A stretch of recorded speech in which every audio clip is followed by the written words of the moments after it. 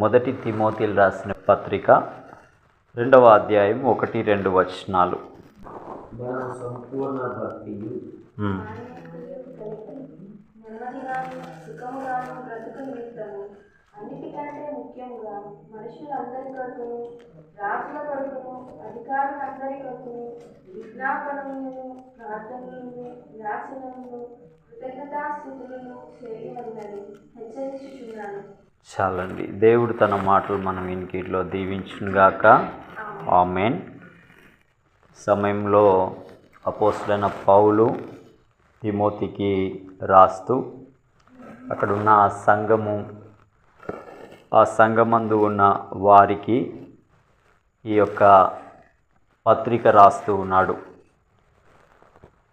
అయితే నేటి దినమందు మనతో కూడా మాట్లాడుతున్నది ఏమిటి అంటే, మనము సంపూర్ణ భక్తి కలిగి ఉండాలన్నా, మాన్యత కలిగి అంటే భక్తిలో గంభీరత కలిగిన స్థాయికి మనం వెళ్ళాలన్నా, ఈ జీవన యాత్రలో క్రీస్తును కలిగిన మనం నెమ్మదిగా సుఖముగా బ్రతకాలన్నా మనం చేయాల్సింది ఒక పని ఉంది అనేది ప్రభువు చెబుతున్నాడు. ఏంటా పని అంటే, అన్నింటికంటే ముఖ్యంగా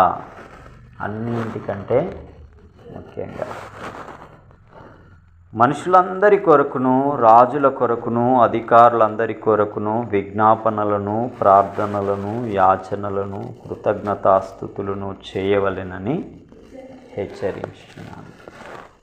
హెచ్చరిక చేస్తున్నాడండి. హెచ్చరిక అనేది ఎప్పుడు చేస్తారండి?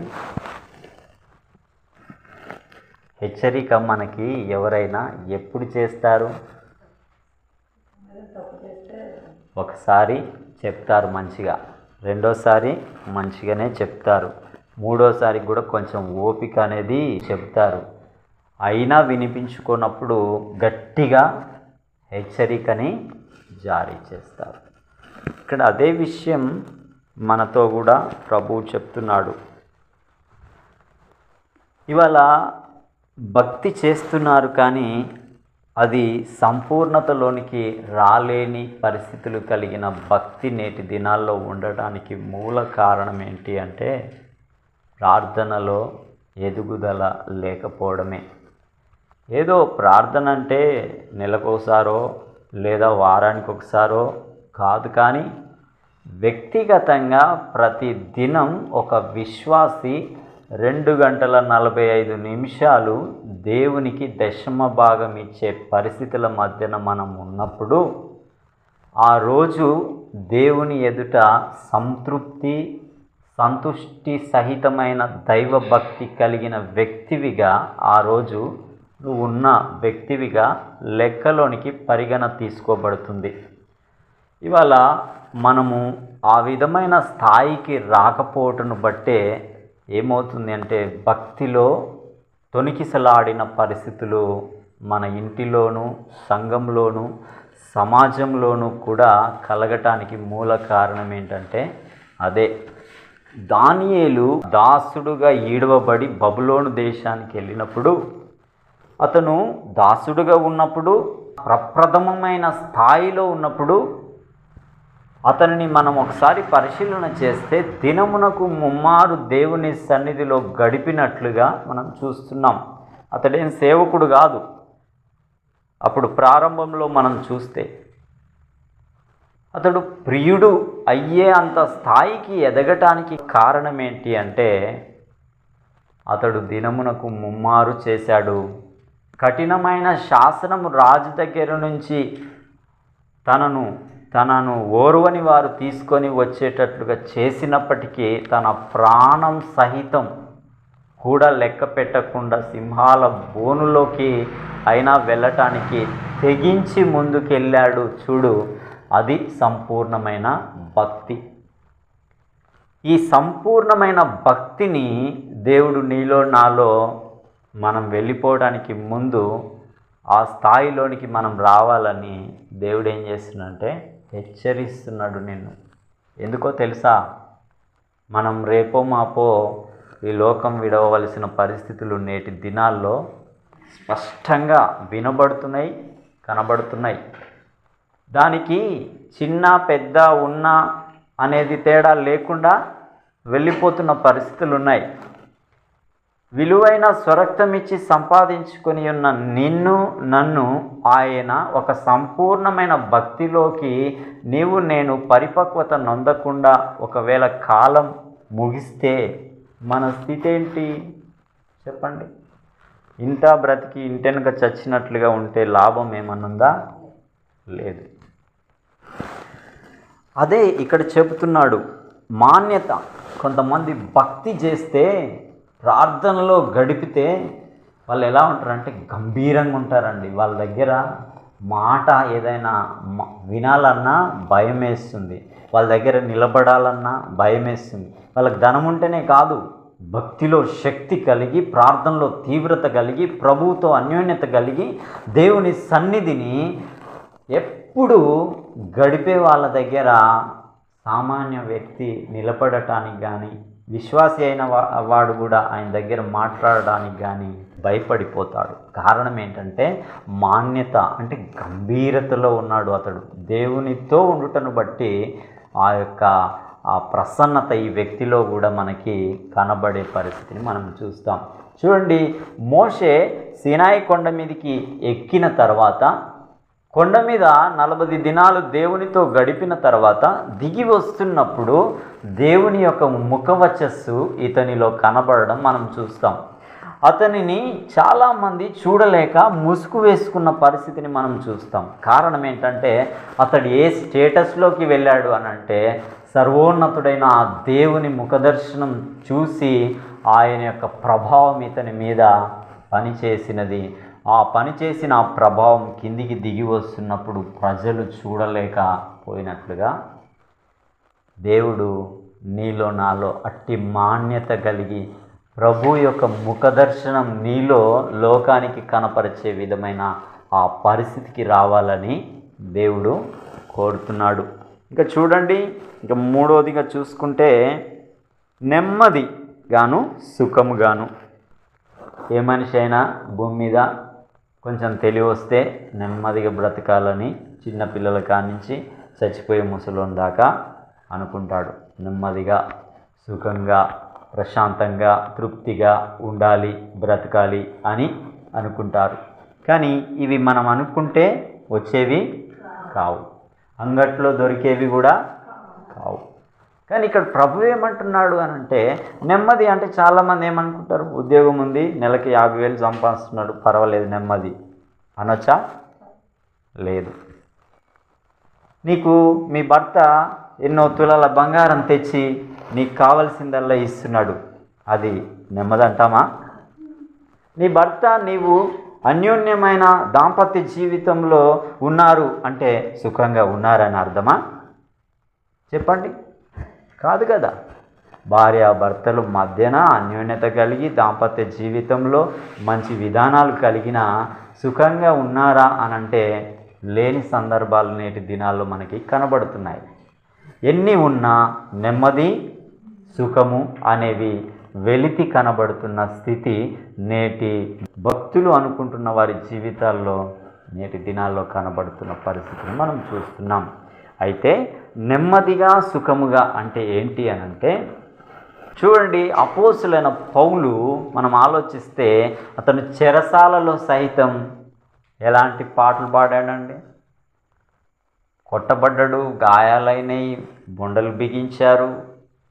అర్ధరాత్రి వేళ అతడు పాడుతూ దేవుణ్ణి స్తుతిస్తూ ఉన్నాడు. అతడు నెమ్మదిగా ఉన్నాడా?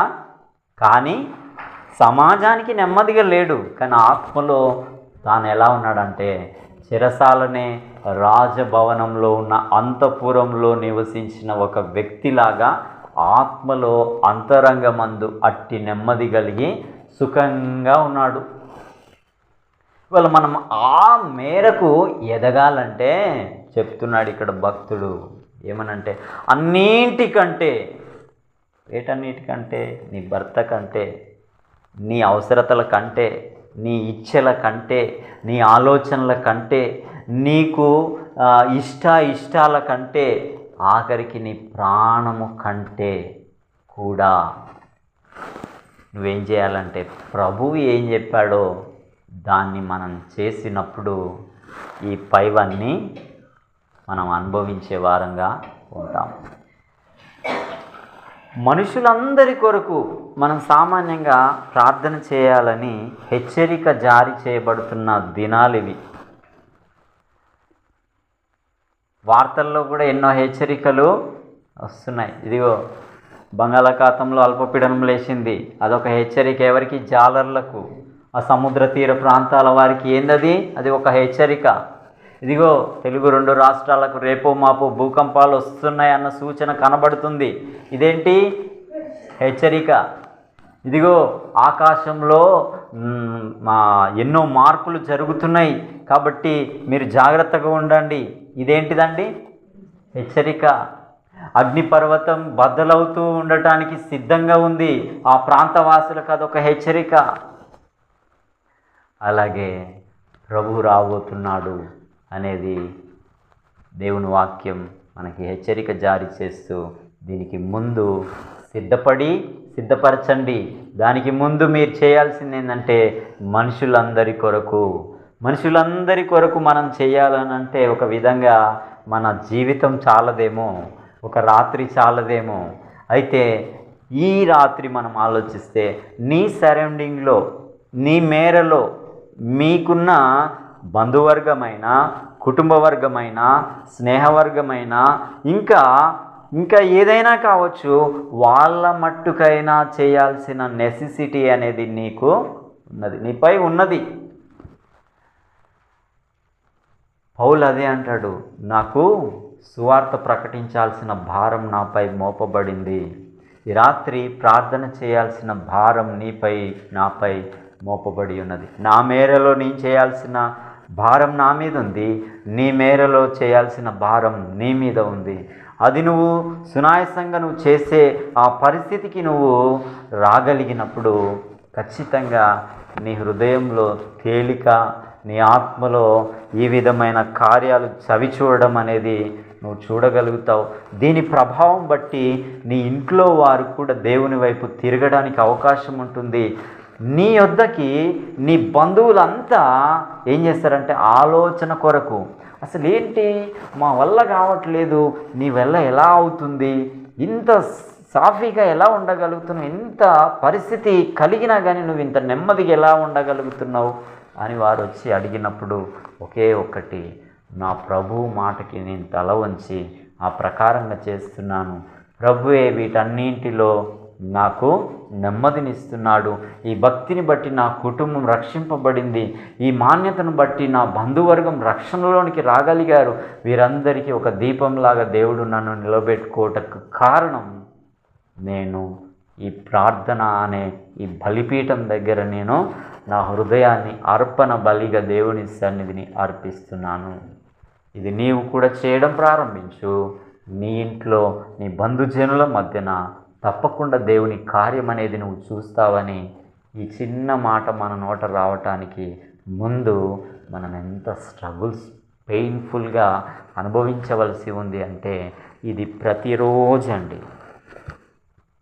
అందుకే ప్రభువు మనకి ముంగుర్తుగా మాదిరిగా ఉండి ఆయన ఏం చేశాడంటే ప్రతి రాత్రి ఆయన దేవుని సన్నిధిలో గడిపాడు. అందుకే రూపాంతర కొండ మీదకి వెళ్ళినప్పుడు ఆయన ముఖం ఎలాగ మారిపోయిందండి.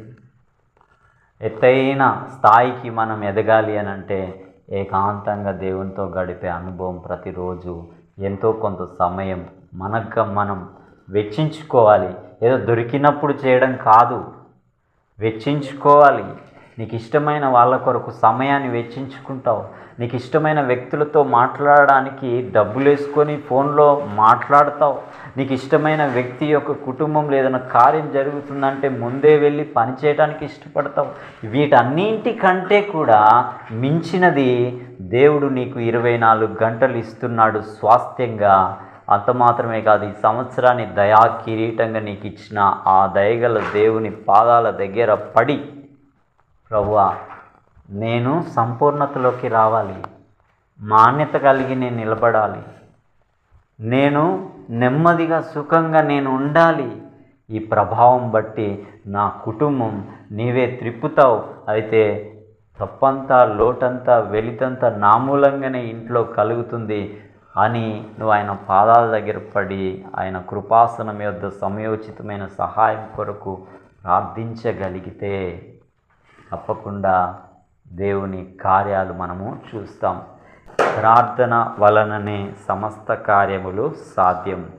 ప్రార్థన ఈ భూమి మీద అనేకులకు అనేక వరాలు ఉన్నాయి, కానీ భూమి మీద ప్రతి విశ్వాసికి గొప్ప వరం ఏంటంటే అబ్బా తండ్రి అని నువ్వు అడిగితే ఆయన దృష్టి ఆయన మనసు నీపైకి ఆనుకొన చేసి నీ మనవులన్నీ చెవియొగ్గి సమయం తగిన కాలమందు తగిన ఫలం చెట్టు ఇచ్చినట్లుగా నీ విషయమై కార్యరూపం దేవుడు దాల్చాలంటే దానికి ముందు మనం ఏం చేయాలంటే ఈ ప్రార్థన అనే ఆయుధాన్ని మనం చేసుకున్నప్పుడు ఆ ఫలాన్ని ఇంట్లో చూస్తాం, సమాజంలో చూస్తాం, సంఘంలో చూస్తాం. ఈ మేరకు మనం చేయగలిగితే మనం ఈ సంవత్సరం ధన్యులం, మరి నిశ్చయంగా సంపూర్ణతలోనికి ఎదిగే వారం కాగలుగుతాం. దేవుడి ఇట్టి మాటలు మన వెనుకలో దీవించునుగాక. ఆమేన్.